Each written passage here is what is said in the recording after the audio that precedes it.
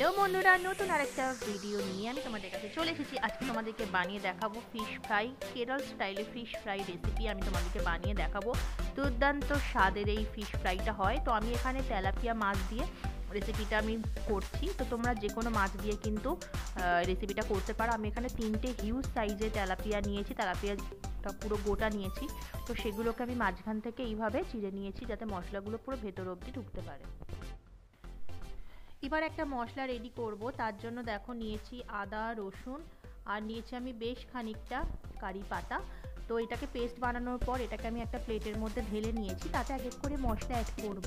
দিয়েছি আমি নুন, আর দিচ্ছি আমি হাফ টিস্পুনের মতো হলুদ গুঁড়ো, হাফ টিস্পুনের মতো দিচ্ছি লাল লঙ্কার গুঁড়ো, দিয়ে হাত দিয়ে আমি এটাকে ভালো করে মাখিয়ে নেব। এবার আমি দিচ্ছি হাফ টিস্পুনের মতো জিরে গুঁড়ো, হাফ টিস্পুনের মতো ধনে গুঁড়ো, আর দিচ্ছি খুব সামান্য গরম মশলা গুঁড়ো।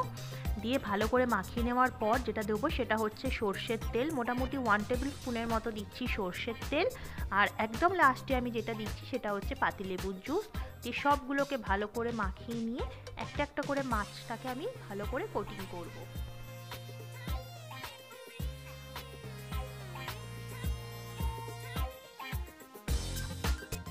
তেলাপিয়া মাছ কিন্তু অনেকেই আছে খায় না, আমিও ইনফ্যাক্ট আগে খেতাম না। তো যবে থেকে আমি এরকম টাইপের ফিশ ফ্রাই বানাচ্ছি, তো তারপর থেকে আমি তেলাপিয়া মাছ এইভাবেই খাচ্ছি। তো তেলাপিয়া মাছের সত্যি বলতে তরকারি ভালো লাগে না, ফ্রাই জিনিসটাই ভালো লাগে। তো একটু ভালোভাবে মশলাগুলোকে মাছের সাথে মাখিয়ে নেওয়ার পর আমি 1 ঘন্টার জন্য ফ্রিজের মধ্যে রেখে দেবো। ঘন্টাখানেক পর ফ্রিজ থেকে আমি বার করে নিয়েছি মাছগুলোকে। এবার একটা ননস্টিক প্যানে দিয়ে দিচ্ছি সর্ষের তেল। সর্ষের তেলটা আমি খুবই সামান্য দিচ্ছি, এখানে মোটামুটি 3 টেবিল স্পুনের মতো দিচ্ছি আমি সর্ষের তেল। তেলটা গরম হয়ে যাওয়ার পর আমি একটা একটা করে মাছ এর মধ্যে দিয়ে দেবো। প্রথমে গ্যাসের ফ্লেমটা থাকবে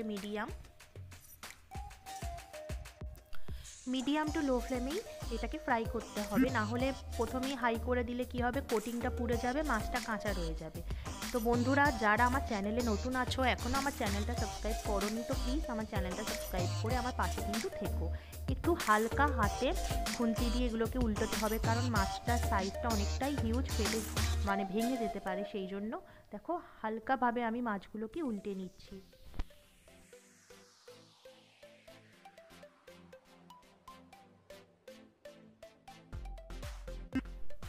এখনই না এত সুন্দর একটা গন্ধ বেরিয়েছে না, যেহেতু কারি পাতার পেস্ট আছে না, স্পেশালি কারি পাতার জিনিসটাই না আমার এত ভালো লাগে। যে কোনো রান্নাতে আমি কারি পাতা দিতে স্পেশালি খুব পছন্দ করি।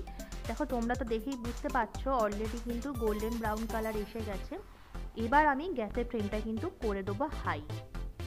তোমরা দেখেই বুঝতে পারবে মাছটা যখন ভেতর থেকে সেদ্ধ হয়ে যাবে, হালকা হালকা এইভাবে ফেটে ফেটে আসবে, তার মানে ভেতরটাও অলরেডি খুব। এবার দেখো বাইরেটাও কি সুন্দর কালার এসে গেছে।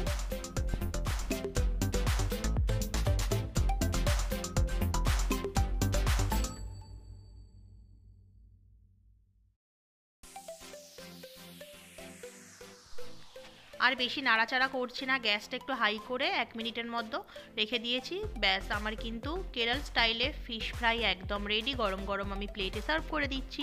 তো তোমরা একবার হলেও তেলাপিয়া মাছ দিয়ে বা যে কোনো মাছ দিয়ে, ভেটকি বলো, যে কোনো মাছ দিয়ে রেসিপিটা একবার হলেও ট্রাই করো। আর আমার এই ভিডিওটা তোমাদের কেমন লাগলো অবশ্যই অবশ্যই আমাকে কমেন্ট করে জানাতে ভুলো না বন্ধুরা। আজ এইটুকুই, আবার আমি চলে আসবো নতুন ভিডিও নিয়ে। Tata, bye bye, take care all.